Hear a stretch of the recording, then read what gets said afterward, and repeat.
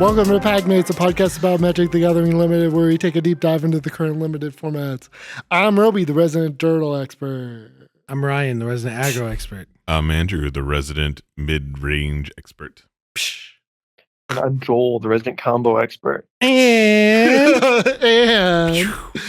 we are the PackMates. Got him. Perfect. So what do we got this week, Ryan?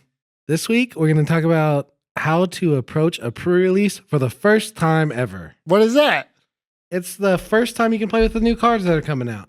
Is it? Yeah. It is, yeah. Before Arena, before anything else. It didn't used to be. You used to be able to. I'm glad they brought it back. I am too, low-key. But so the first thing we're going to talk about today is signing up for the pre-release. Now, a lot of new players think that they can just show up and participate, but a lot of stores have allotments and sometimes they fill up. And so if you just show up when it's about to start, you might not be able to play. And I think even before you decide which store, maybe you have a store that you already know you want to go to, but if you don't, I think one of the best ways you can figure out which store you want to go to is either by calling them and asking them about their pre-release or looking at the Facebooks and kind of gauging interest. Like, you know, you want a shop that's posting regularly, has comments on their stuff, things like that. What do you guys think? yeah, so what are some things we look for whenever we're looking for a place to go to for a pre-release? I know there's a couple things for me. A nice reputable shop with quite a few posts on their website, so you know it's a lively kind of crowd. Boo! Just price support. Yeah. It doesn't matter what hole in the wall it is. Well, you want the place that has a box Well, for if you win. That's Like so true. Whenever I go for to an your out-of-town first pre-release, for not maybe not for your For your first first pre-release. pre-release? so for sure not. there's essentially But, like, two price structures, right? That pre-releases have. Yes, usually yes. One's a very top-heavy prize structure where the winner wins the majority of prizes. Second place wins like about half of what first place wins, and then it pays out a big way, but the rest of people don't win that much, Yeah. right? A lot of times there's door prizes too at these pre-releases. Yep. And then there's another kind where every game you win a pack, and that's called Swiss. Is it called Swiss? That's what they call it a lot Oh. of the time, right? Do they? I've never heard or that. pack I've- per win. Pack per win, yeah. is usually. Yep. But yeah, like it kind of depends on what you want, right? Like if you're a brand new player, like you probably just want pack per win because like at least you might win like a pack or so. I would say that's what you want, but I think you'd be better off going to the place with more people. It depends, regardless. right? Like it depends on what you want, right? yeah. Like if you want like If you care about prizes, like if you it's care your about first time, prizes. Swiss would be better. But if you are there to get better and you want to find a community, the place with the most engaged place would probably be the best still, regardless of prizes. it's kind of 50-50 for me because For new players, I don't think it matters very much. yeah, Nah, I don't think I it will really say matters. like the top tables at these big ones, like let's say like 40-50 people plus, they get real sweaty for sure. Yeah, once you make it past the first few rounds. for Yeah, sure. like it gets these people like are going to farm these events, right? Like these people are like the best players in the area are coming to like try and win these events. Joel will drive back to town to Joel will in the farm you pre-release. at a pre-release for sure. Like he's never gonna be at a pack per win pre-release. Right. I've had to a couple times. Yeah. It's been- yeah. He's been But it's slumming not it. ever what I want to be at. Yeah. Right. But like, yeah. So like, I think it's fine if you just want to pack one. If you're just bringing your kids or like maybe a friend who's never played, like that's usually a better. Also, notably, the pack per wins one are often much shorter.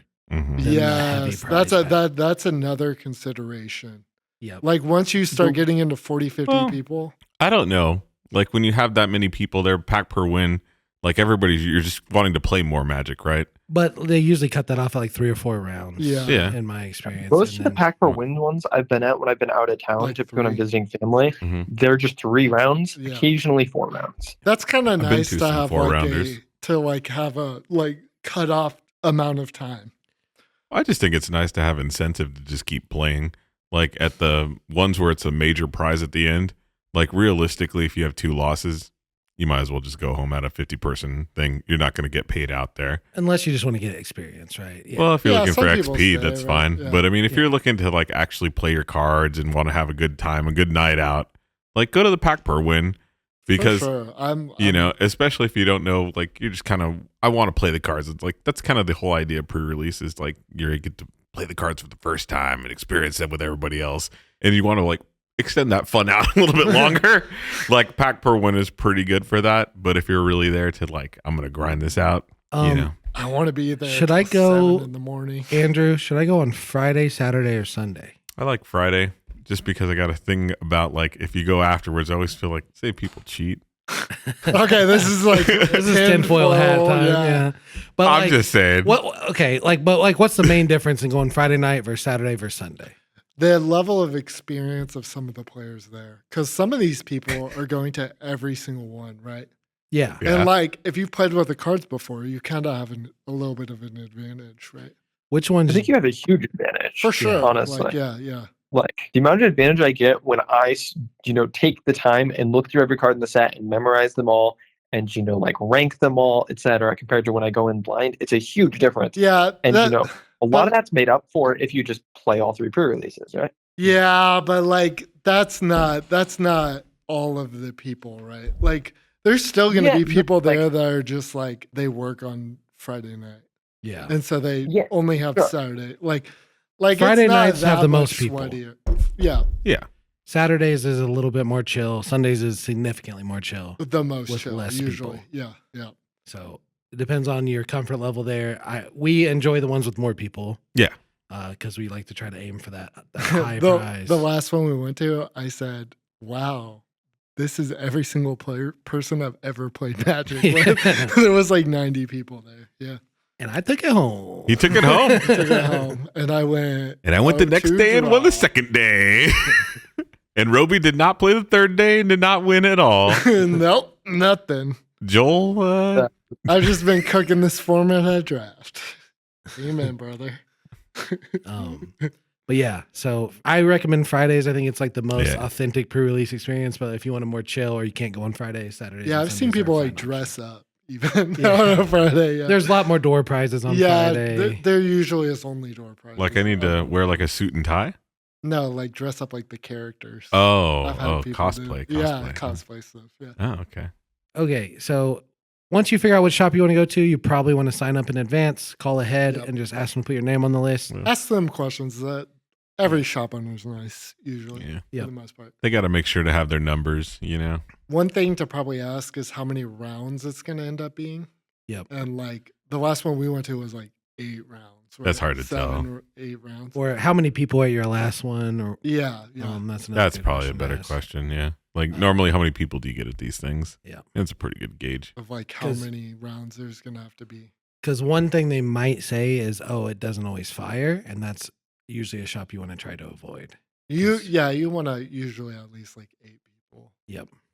is probably like the bare minimum. Like I've gone to ones with like 4 people and it's fine, but Jeez. you still can get 3 rounds out of that, right? There are 3 people to play. I mean, yeah. What? Round robin, I guess. Yeah. Okay, and then once you sign up, then what? What are we doing next? Should we prep for the set? a You little can. bit? You can. Like let's say that's something that's important to you. Like Yeah. you want to win. Or you just want to be prepared? Yeah. To like do cool stuff, right? Like So I think like first level of preparation is maybe just like looking at the mechanics and at least understanding how they work. yep. So as long as you at least do that, you'll kind of understand what's going on with most of the cards if you've played Magic before. Mhm. Next level of prep is maybe look at like WotC puts out an archetype guide and tells you like black green does this or red white does this, and that'll kind of gauge you like guide you into maybe what you should be doing if you open those certain color pairs. Then the next step is kind of the step you're on now if you're listening to us is prepping like to do well.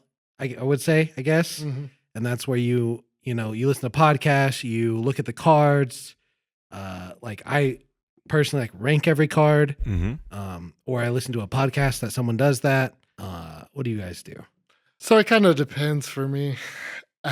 I'm gonna come in hot and say like you don't have to do any of this stuff to have a good time, right? Like, that's true. Like you can totally go in completely raw.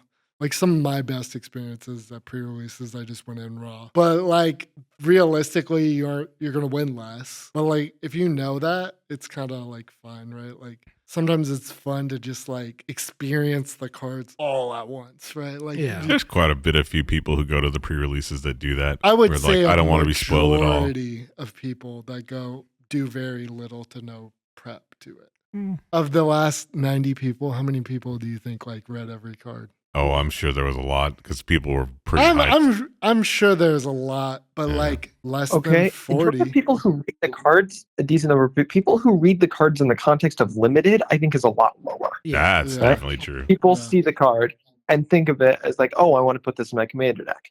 Oh, Yeah. I want to do X with this. Oh, I want to pull this. They don't think of this as, is this card a C, a B?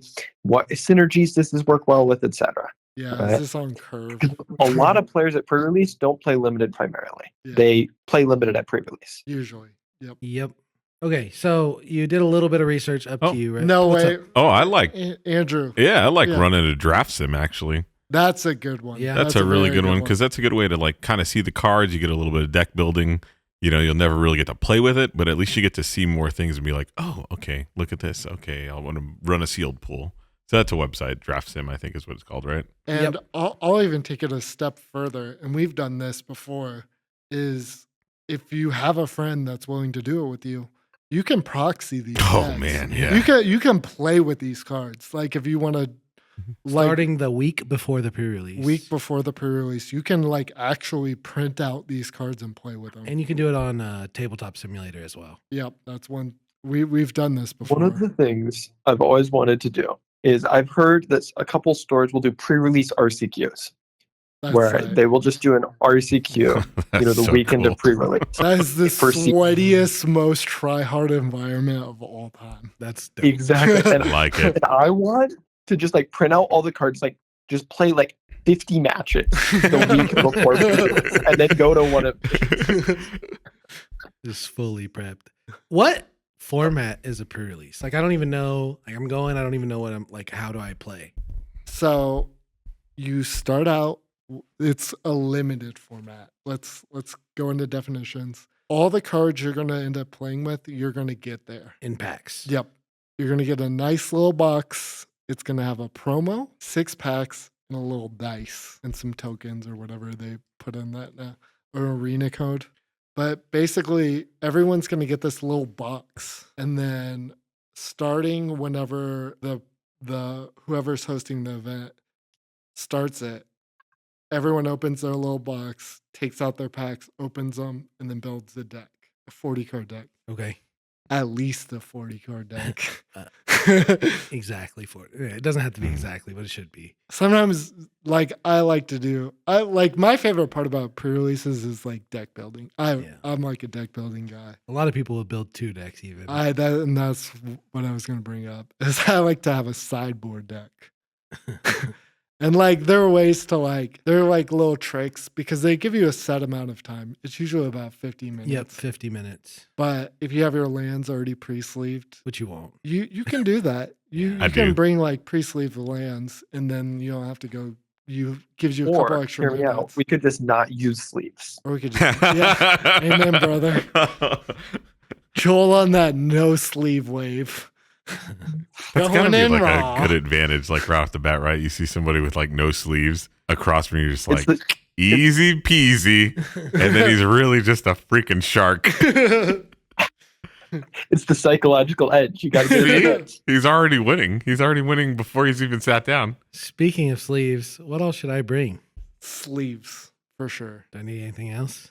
Usually if you have a playmat, that's nice to have. Usually you'll have a dice to keep Yeah. track of your life. Well, you get one from the pre-release kit. Yeah. You do get one. Yep.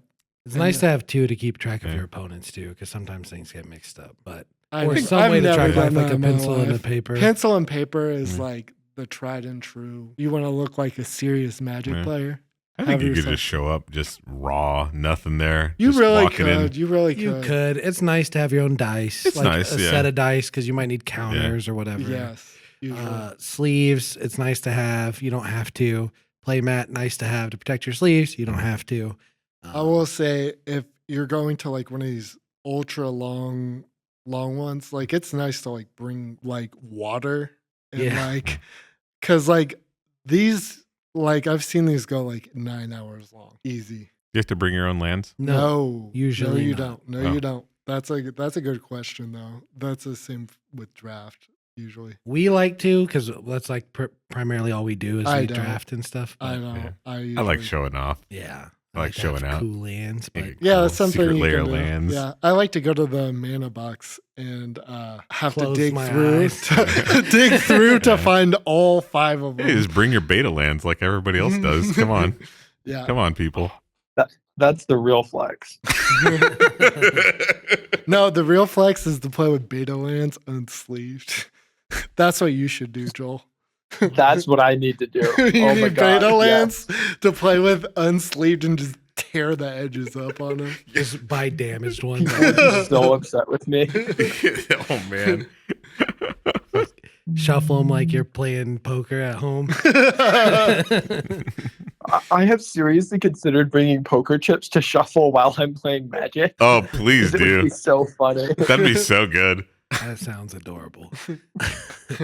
Okay, so that's the stuff you bring. And bring a snack. That was the Yeah. thing I was going to say. Snack, drinks are all good.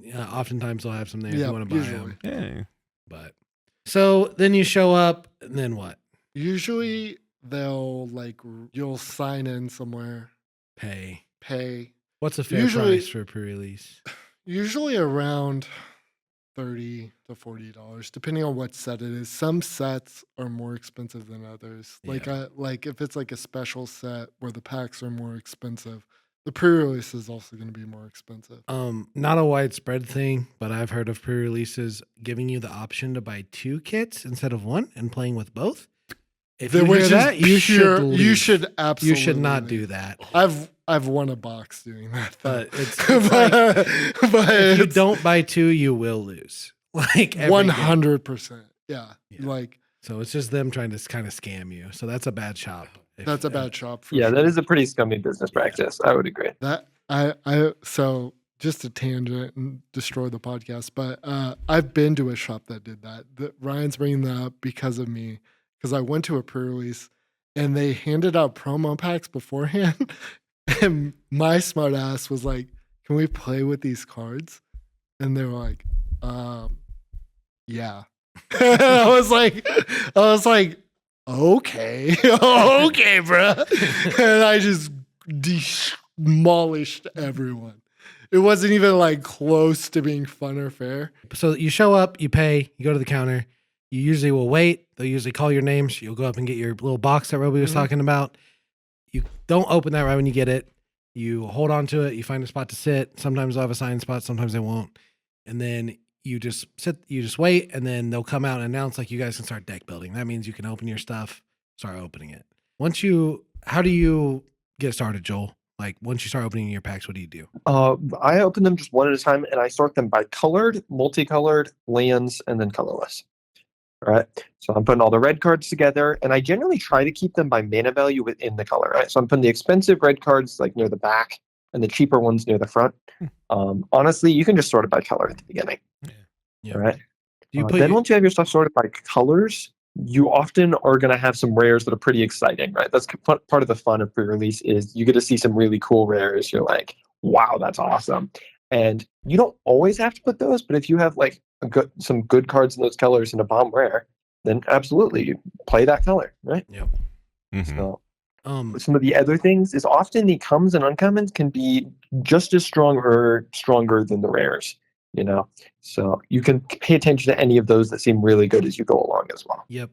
If you're like super new and you've never done anything like this before, one thing I used to do when I was fairly new at it is I would put my cards in the color piles like Joel would say, and then I would weed out all the cards I didn't want to play out of those piles and put them aside, and then I would kind of look at my piles and just see which ones were bigger. Right? Like That's still what I do. I still do that. Yeah. Like usually there's like a style of play that I feel more comfortable playing. So usually I weed out more aggressive cards, right? Like if I'm a dirtily do nothing player. I've gotten into the habit now of just opening all my packs at once just to get the garbage out of the way. Because it's kind of nice to your store owners, like if somebody's coming around picking up the trash or whatever, because there's That's a a ton good of tip. trash that That's a goes good out there. tip, yeah. And you just have it all in one, and then you can start sorting. One other thing to absolutely not sleep on is you get to play with your promo. Yep. So like you don't forget to add that into your piles.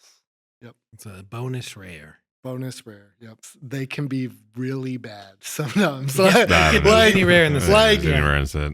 you have no idea how many times we've all been saddened by just having a random rare land in our rare slot, in our promo slot. Doesn't feel good. I had something worse than a rare. I had Dawn's Truce. last. That's hilarious. That was in my main deck, and I won the pre-release. That's true. And that's true. Did you put it in the main deck of any of your draft decks? No, ever? no. My point is made. That's hilarious. Yeah. Sometimes I you just sideboarded out almost every game too. Yeah. I will say a Sure, lot sure. of times it's pretty easy to get baited by your rares. And Yeah. sealed, like Dawn's Truth. I don't know. I always like looking at my rares first. It's the first thing I look at, and then I just kind of go from there. Yeah, when I sort mine into colors, I sort them into 3 columns of each color with like rares, uncommons, and commons. Yeah. Because like if you have one color that's like, oh wow, there's 7 uncommons in this color, that's notable. You know what I mean? Or you might just say, oh, I have some good rares in white, but I only have 4 commons in white. Like, what am I gonna can I really play white? You know what I mean? I will say one thing to kind of go into the pre-release if you're deciding you actually want to do a lot of prep, like recognizing the pockets of synergy, like what a deck looks like in this format, and like understanding like what cards you probably need. Yeah. That kind of helps. a little Yeah, bit. look at the signpost uncommons. Signposts are usually like, the Signpost best. uncommons are the uncommons that are usually 2 colors, and they kind of just Guide all you. go with whatever they're doing. Like oftentimes red blue is like a spell slinger deck, so like the red blue signpost will be like, if you cast an instant sorcery, draw a card, or if you cast an instant sorcery, this gets +1/+1 or whatever. You know what I mean? So like you see that and you say, okay, well, like instant sorceries are going to be good in this deck, right? So the signpost uncommons are a good thing to see, and when you're having your draft, if you get an uncommon that's 2 colors, that's probably a signpost uncommon. Yep. And Sometimes when they're they're well trap. designed, they tend to be pretty strong. Yeah. Yeah. Obviously, there are exceptions to this. But Mhm. I would say on average through most sets, the signpost uncommons tend to be pretty good cards. Yep. Yep. They tend to be up there with rares if you're doing the deck the right way, like in Yeah. power level. Yep. But if you're just kind of throwing them in like a random deck, they're often not that good. Yeah. So when I build my deck, how many lands do I need? 17 is the 17 to 18 probably usually. A lot of times, like if you're like an extremely advanced player, like we'll cut lands. We cut lands a lot, but like as a rule of thumb, probably around 17. Yep. How many creatures? In should I draft, have? it's easier to get away with 16 Mhm. because you're more likely to be able to choose the distribution of your curve more, Yeah. where it's you can have like nothing over 4, right? Or nothing Yep. over 5. Yep. You know. Whereas in sealed, your curve is really dictated by what you open and the colors you end up in. So you tend to need 17 a lot more often. Yes. And I think not enough people play 18. Like for instance, Oh, in yeah. MH3, I saw a lot of Eldrazi decks and they were playing 16 lands. Jeez. And I was like, what Oh are you my doing? gosh, You're that's trying wild. to cast Yeah. 7 drops, right? Chrysalis is I like think- 3 lands, bro.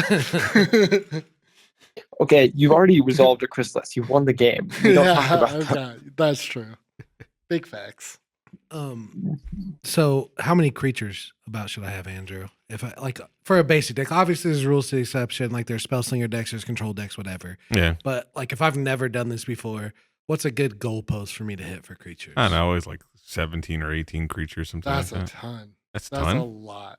I don't know. That's a That's- good number, but that's high. it's Is it hard high? to hit in a That's sealed. high. I think it's for just sure. tough to just gauge and sealed. You know, it's like because you're just so at the mercy of what you open. Yeah. I mean, don't- you just I want a good don't- distribution. I don't usually abide by that. I know you don't, I but- don't, but I'm different, right? Like, Yeah. I mean, like we don't because we've done it. Because a it lot, really right? depends on like what you open too. You know, like if you got a little bit more, if you need to be more aggressive. I mean, I see draft decks with like 3 removal spells in it, and you got 20 creatures. You know. Yeah. Yeah. Yeah. or no. Yeah. In my I mean, opinion, Yeah. what 17, matters 18 more would than be- the number of creatures Sorry. Go ahead. is what matters more than the number of creatures is making sure that you have creatures on 2 and 3. Yeah. Even if you have like more expensive spells later, as long as you've got creatures on 2 and 3 to make sure you're getting on the board, staying alive, and not just dying, you'll probably be all right. Or if you If just you have, don't have any creatures on 2, that is not a good deck. I right? think If you don't- even as long as you're like doing something on 2. Yeah. I Doing mean, for something beginners adds to the though, for I think beginners, right? Like Yeah, I think to me the minimum number of creatures, like if you've never done this before and you ask me, I would say you want at least 15. 15. Like 17 to 18 would be good.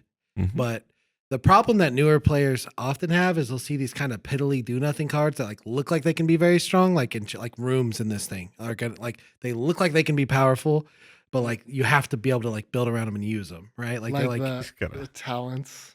yeah, like the Yeah. talents in Yeah. Balloon Burrow. They're like or- sagas, right? Yeah. Sagas, yeah. But Gotta or level like them up, man. you know, like you'll see a card that's like opt, like, oh, this is really good in mod, like whatever, you know what I mean? But in your draft deck, it's kind of just piddly do nothing. Like it's good to make your deck thinner, but like maybe you don't have that good of cards. You have to need do nothing with a purpose. So you definitely want the majority creatures, and then you want to play some removal, usually in pre-releases, because everyone's opening 6 to 7 rares, maybe more, and you might have to deal with those. Yes. Like you definitely need removal and sealed. I think so. And then that leaves you, like to me, that leaves you like 3, 2, 3, 4 like flex spots that you can like do something cute. Yeah, like buffs or you know like silly little enchantments that put counters on stuff. Draw some cards. Having a stockpile. Yeah. Usually I have about 20 flex spots. I don't do very good in sealed. I'll just you should take my opinion the least serious.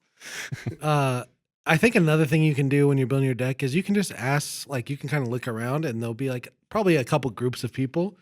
One of them will probably be like fairly friendly and you could probably ask them for some advice or for some help. You know what I mean? A lot of people will be willing to help you. Some people won't. And if they won't, then you didn't really lose anything by asking them. Like, they were never going to help you anyway. But like, you'll find a lot of friendly people at pre-releases. Oh, for sure, for sure. And I tend to be this guy. Wow.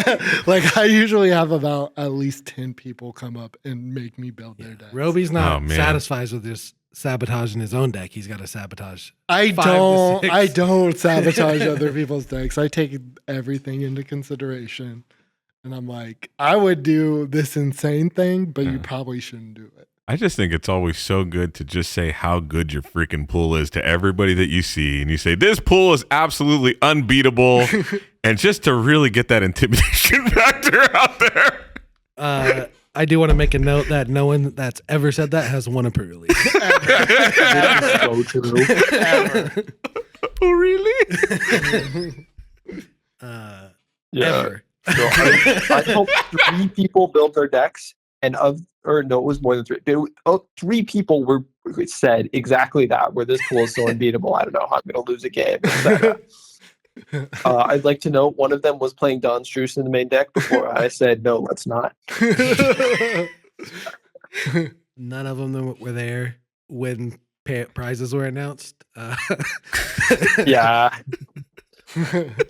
Anyway, so if you're going to ask someone for help, what's some vocab we need to know? First off, what's a curve? What does that mean? That is the distribution of the mana costs in your deck. Okay. So rather than just have all 7-drop cards, you want like a distribution, like a gentle curve going from like nice bell curve. Nice bell curve. Yep. Like going from 1 to like however many mana. Yep. Like you usually have like a little bell curve with like a tail sometimes. Yeah. You'll have some expensive rares. Yeah, like an expensive 7-drop.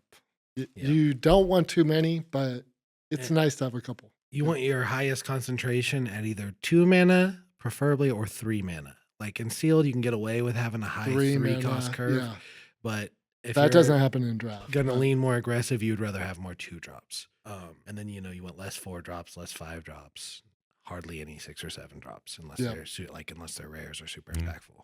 You play all the colors? I think most pre-release winners play 2, right? Or splash a 3rd. And what's a splash? What is that? That's usually an extra color that you usually fix your mana by like having some sort of, we call this fixing, which is either like a land that goes and gets a land or like something that gives you an extra color of mana, whether it be like a creature that taps for any color of mana or like a random piddly little artifact that like will tap for 1 mana of any color. Joel, what's a good rule of thumb for splashing? if you don't want to splash double pip cards, right? So for instance, let's say I have this really cool rare and I'm playing green-red and it costs 3 white, right? Generally speaking, you don't want to try to play just that white card because it's going to be really hard to get 2 white mana to cast it because you're a green-red deck, right? The other thing is when you're splashing, you normally want 4 sources for the pip. For instance, if you're playing 1 card on the splash, you would want to have 4. If you're playing 2 cards, you want at least like 5, right? And so on. More than 3 cards, and you're probably just playing the color, right? And those sources can be like a land that gets a basic, right? If you have something that gets either a red land in your red deck or a white land, then that's one source, right? Or if you have some artifact that taps for mana of any color, that's going to be another one, right? It doesn't have to be just this is how many lands I have of this. Yep, and But- a lot of formats have 2 color lands, right? So those Exactly, and Yeah. that would count for the other one as well. This Yeah, for- particular one does too. They have a lot of. I think we got them back at uncommon again. Little dual color. Uncommon? Or I'm sorry, common. Oh, good. Yeah. I love fixing. What are some other vocab words we need to know? Pip. Pip Pip usually counts as like a colored mana symbol. on a card. Yep. Yep. Should I splash early game cards or late game cards? Late game. Always. That's always the trick. Is like it doesn't make a lot of sense to have a random like 1 mana removal spell that's not in your main color. Removal spells are a little different because they're kind of effective Like- all the time. But like a good 2-drop would be bad to splash because Usually. it's going to take you a while to go through the game to get that mana in place. The example I normally give is Ragavan. Ragavan is a broken card, right? But if you only have a couple red sources, 1 and you mana, can 2, almost 1. never play it on Let's one, explain what Ragavan gets- is. sure. Essentially, if you hit your opponent with it, you win most of the time because you make a treasure and you steal the top card of their deck and you can play it that turn. Yep. 1 mana, Right? 2. And it's a 1 mana 2/1. Yeah. Right? But it's a 1-drop, right? And if you played that on turn 3, it probably wouldn't do much. It's just going to get stonewalled. Mhm. Right? So it's one of those where the card is absolutely broken, but it's not the kind of card you want to splash. Yes. You want to splash something that is good all game long. That impacts the board in a meaningful way, Yep. usually. You're okay with playing after turn 5. Yep. What I'm kind of derailing. We're off this, so that's splashing. Generally 2 colors. You can splash up to like 2 or 3 cards, late game cards. Sometimes when people are helping me, they ask me like they talk about mana sinks. What's that, Andrew? Mana sink is something that you can kind of put your extra mana in. You know, sometimes it's like it's an artifact that has an activated ability, or it's a creature that has an ability of some sort where you can just kind of constantly spend your mana. You know, there's kind of a whole theory about like the person who spends the most mana Yeah. wins the game the most. You know, because they're just being more mana efficient with things. I will say too, like sometimes it's a land even. Like A let's say land, there's yeah. a land that says like 4 mana scry 1. Mhm. That's like a decent mana sink. Mhm. It may not seem powerful, like just looking at it in your pool, but like realize that like a lot of times these games are decided by like whoever draws better. Mhm. And so like even spending your extra mana to scry 1 every turn will put you at a huge advantage over Yeah. opponents. And normally, like Sealed's a kind of slower format as Very well. slow, yep. You know, everybody's just kind of trying to do the cool things and trying to play their really bomb cards that they think are bombs, or like my 7-drop just wins me the game on the spot. Everyone has removal. Exactly, you know. Everyone So the does that. game states get kind of bogged down. I don't know really particularly about this upcoming set too much about that, but for the most part, I've always kind of seen them as a kind of a slower format. Yep. Oh, for sure. Compared to draft. Yeah. I know Yeah. in sealeds more often than not, you know, if I play 7-8 rounds in the course of a night, a good portion, like 20 to 30% of those games will be Mhm. decided by me drawing a card. If it's good, I win. My opponent drawing a card. If it's good, they win. Yeah. Then me drawing a card, you know what I mean? Mhm. So if you have a way to manipulate that to help you draw your better card first, it's Yeah. good. Or like anything that just adds like 4 mana, make a 1/1. Insane. Like, Yeah. Usually that's very good and sealed. you know, 4 mana, draw a card. Insane. Like, you know, anything that like can put you over the edge when you run out of stuff to do, because you are going to run out of stuff to do at some point in the thing, is going to be helpful. And generally those cards are better in sealed than they are in draft, because in draft you rarely get to that like, oh, we're both top decking. I wonder who's going to win. Mm. Unless you're just making fountain port tokens every turn, right? That's a mana sink. It's a Yeah. mana Mana sink. sink. That's a good example of a mana sink. And a card that like probably a lot of people overlooked in the beginning, right? Still do. Still do. First picked it. What are some other vocab words we need to know? What is a bomb? A bomb is a card that wins you the game if it resolves. Generally, we only recognize bombs that like highly impact the board immediately. Some people will call bombs like if you untap with it, it could win you the game, but You're going to hear a very, very, very wide range of things that are called bombs. Yeah, like a thing that destroys all creatures, that's usually considered to be a bomb because, there's a lot of situations where like this is the only way you can get back in the game. Or planeswalkers often are bombs because they have to be dealt with or they'll win, right? And big mythic dragons and stuff. Usually, if you ever talk to me, I'll tell you anything that says draw a card is a bomb. but like I usually distinguish it by saying like this is like an unbeatable bomb. This card's unbeatable. Yeah, just something that has real impact when it hits the board the first time. You don't have to wait for it. Yeah. It just happens, and boy, you got to deal with it right there and there, or it deals with everything. Right. Yep. Usually these are big, scary creatures that just win not on the spot, but like you can't deal with it immediately. It's just over. Yep. Or like even like cards that just like slowly give you a huge advantage over the game, like a card that puts a counter on something every turn. Like it's so hard to deal with because it just spreads things out and it just makes it impossible for people to ever beat you in combat. I've got another word that comes up a lot, and I tell people this a lot, and I think a lot of times they like get the wrong idea of me saying this, but what is it whenever somebody says a card is like unplayable? What does that usually mean? Because I say it all the time. Like it'll usually be like a weird piddly little artifact or like something that's not a good mana sink. And that's just like it doesn't mean it's literally unplayable. You can put it in your deck. I mean, it means in 95% of decks, this card will not help you. It will usually make it like it's a just very a waste niche of card. time. Yeah. Yep. The example I'd give here is we talked about it a couple times is Don's Truce. Yep. It's the in a white. It's an instant with gift to card. Okay. And it says you and permanents you control gain hexproof until end of turn.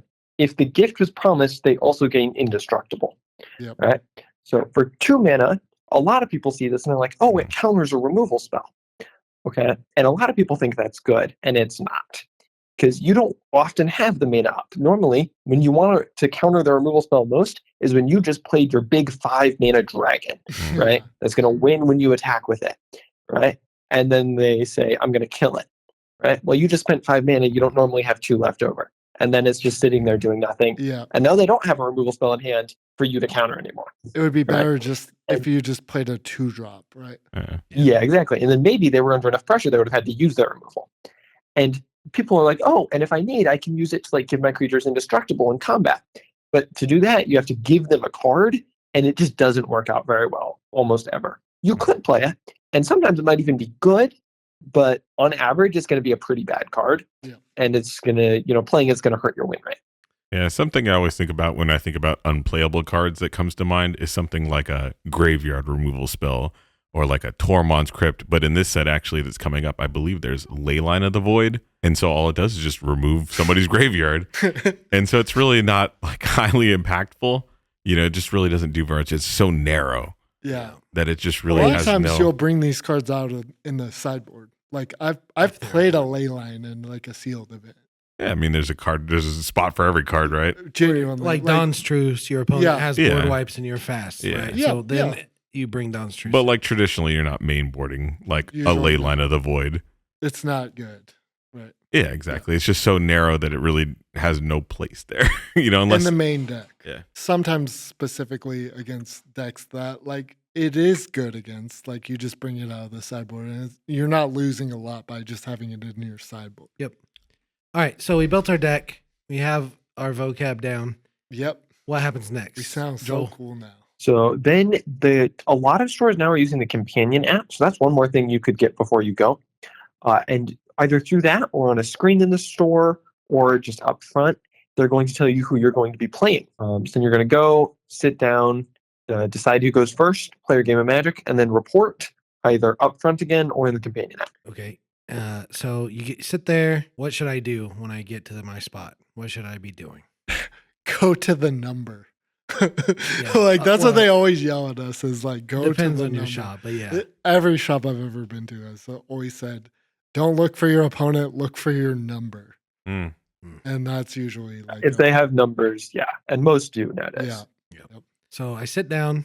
What do I do? Get your stuff out. Get your little playmat out. Get your little drink. Get comfy. Get comfy. Yeah. Take your shoes off. Start shuffling.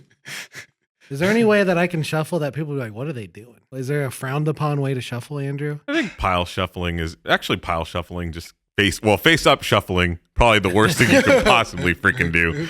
But pile shuffling gets kind of people on the edge there. There's a whole there's a mana weaving or whatever. Yeah. What's that?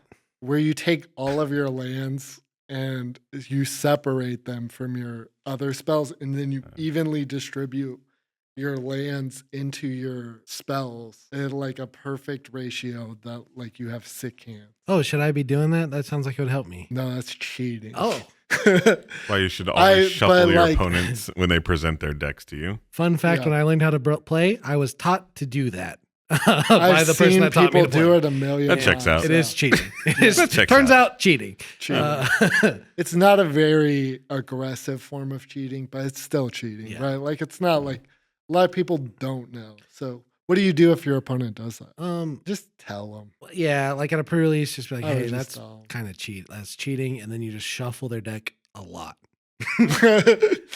But yeah, a form of mana weaving, people will pile shuffle to mana weave. Like they'll keep their deck kind of stacked up. Pile where, like, shuffling the is where lands- you take them and you put them in little separate piles. Yep. I pile shuffle, but Yeah, it's okay to do, but you have to make sure you do a normal shuffle afterwards. yeah, You- yes, like for several normal shuffles. Oh, it's a good way to afterwards. count the cards too. Sure. Yep. Yep. Like to count your cards to see if you've sideboarded something in. Make the second sure you game. got more than 40. Yep. Okay, so when you sit down, you should start shuffling your deck.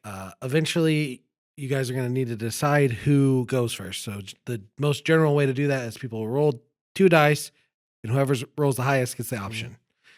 It's almost always correct to be on the play. That means I want to go first. When you go first, you don't get a draw, which you probably already know because you're playing Magic and you're going to a pre-release, right? Yep. So that happens, then you present your deck to the other person, they present you yours. You can then cut it or shuffle it or pass or whatever. I always shuffle. A lot of people just mostly just cut. I usually just do a nice little cut right in the middle. Yep. And then you start. You draw 7, you play a game, right? Well, what happens if I don't like my 7 cards? You can mulligan. Oh, how do you mulligan? You can decide to reshuffle. You can declare that you're going to mulligan. Uh-huh. Decide to reshuffle, draw a new 7, and then if you decide that you want to keep that hand, you put 1 on bottom. Oh, I don't get a free mulligan? Nope, no free No. mulligans. Oh, it's not like Commander? No, No, not like Oh, Commander. shoot. Nope. And then, and then once both players are ready, you start the game, you play whatever. It's almost always best 2 out of 3. Oh, okay. So whoever wins the first game, the loser gets to decide if they want to play first or second, the second game. Is it customary to shake the opponent's hand in between games? If you're playing Andrew, absolutely. Yeah, Uh, 100%. some people will of the time. consider that to be rude, but it's a lot of people get jitters. You got to be very forgiving at these things. Yeah, for sure. Like a lot of times you got to realize like this may be like somebody's first time playing Magic against other real people. So if they try to shake your hand in between games after they just smoked you, just take it with a grain of salt, right? Yeah. Like just take it on the chin. Rub. So during the course of the game, things can happen. There's new cards. Not everyone knows how they work. Make sure you're reading your opponent's cards. Make sure you agree with how they're working. Remember triggers. Remind your opponent about their triggers. It's a pre-release. It's not a Yep. PTQ. But the big thing is you don't always just trust your opponent. Make sure you read their cards because I play Magic a lot and I get cards wrong, and I do too. Do them yeah, wrong. all the time. I got a card wrong tonight. Yeah. So make sure that you agree with what they're doing. They agree with what they're doing. With that being said, if you read all the cards beforehand, that helps a little bit. And if you have a question, what do you do? Like if you don't agree with how they're saying the card works, what do you do? You raise your hand high in the air Just and yell, "Judge." Judge. Is it rude to call a judge in a game in a pre-release? Is that like, will my opponent be mad at me if I do that? It is never ever wrong to call a judge for literally anything, and they will Anything. actively encourage you to call them. Yep. Yep. It's no big deal. A lot of times it makes people nervous, but and like if you're doing something that like your opponent clearly thinks like isn't the way it works, just call a judge on yourself, Loki. Like it's fine. Like just to give them peace of mind. Usually, Yeah, I do it all the time. Don't argue with that person. Like they're gonna be like, "That's not how it works." Blah blah blah, and like you guys are just gonna argue. There's no point in that. Just call the judge, right? That's what they're there for. Yep. Yeah. Mm-hmm. Yep. They're cool. And then just play and have fun, and try to be relaxed. If a you lot win, of you people win. tense up, Yeah. and there's no need to be. Everyone's just there to have fun, right? Yep. So I won and lost my game. Can I change my deck at all? Yeah. Yeah. Oh, And also, you should report your games. Oh. That's Yeah. important. Fill out the little forms they give you if they give them to you, or Or go tell the judge. companion app too. Yep. But yeah, if you lost or if you won and you're like, this sucks, whatever, like this card sucks, or I want to try this, you can change it between rounds. And also between games, you can change it if you want. There is a 50-minute time limit in every round, though. Yep. And oftentimes newer players will go to that limit. So, do your best to be efficient there. But everyone understands if you go to time, like pretty much everyone. Another good tip I'd give a lot of people is let's say you just get absolutely dog walked by somebody. It's okay to ask them how you should change your deck. Like a lot of times they're willing to help you. Yeah. Like I've done this a billion times. Like every pre-release without fail, I do this for someone. And yeah, I also always am like, I talk to my opponents and I have them look through my deck and I look through their deck. And it also gives them the opportunity After to the like game. see all the cool cards. yeah, Right? after 'Cause the game. a lot of people don't go through the whole set, right? And they're like, oh wow, this is awesome. And it's like a fun time all around. Then you can also improve each other's decks. Yep. Right? Damn. Uh, I just grab my stuff and go. can You can do that, by the way. I don't. I usually will hang out. yeah. I try to You gotta see. be my I gauge the situation. If you're cool, I'm gonna be cool. I mean, I'm cordial for sure, but if there's like 20 minutes on the clock, I know that sucker's going to time, and I'm gonna go to the supermarket and grab something. Andrew's a boomer. I'm gonna go grab a loaf I'm gonna of go bread. I'm gonna go grab a 15-minute nap. You know what I'm saying? One thing we didn't mention also on the topic of cheating is you can't trade anybody any cards to play with in the thing. Yeah. That's important too. Like Oh, if you see people trading cards and stuff, that's bad, and you can't be just like, oh, that would be so good in my deck. This would be good in your deck. Like that, you can't do. can you trade packs with people? You shouldn't. Ryan's Unopened packs a are a dirty great territory. Yeah, fucking dirty cheat. Oh, sorry. I You can trade boxes, full boxes, Yeah. like if they're unopened, right? Like Yeah. no one would know. Ryan's You sweating probably bullets right shouldn't- you now. probably shouldn't trade anything. It's like a bead of sweat coming down Ryan's. Whatever. Go to the grocery store. Look at the different types of bread. That's what I like to do. But yeah, and then after 4 or 5 rounds of that, pre-release is over and you're done. Yep. And maybe you met some cool people that will tell you about the events in the shop or You Yeah. open your packs right away? No, we went over this, didn't we? No. I mean, like when you win, do you open your packs? Nah, You save them for people later? do. Most people do, but I don't. I Yeah. don't. I usually save them for something. Joel, you rip your packs?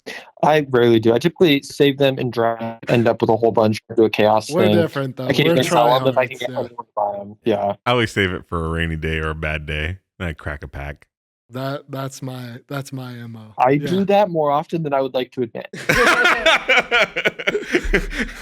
Whenever someone cuts you off and you just wanna run them down. Those But packs you're are like, worth nah. $4 to $5. I was looking through until my you cash.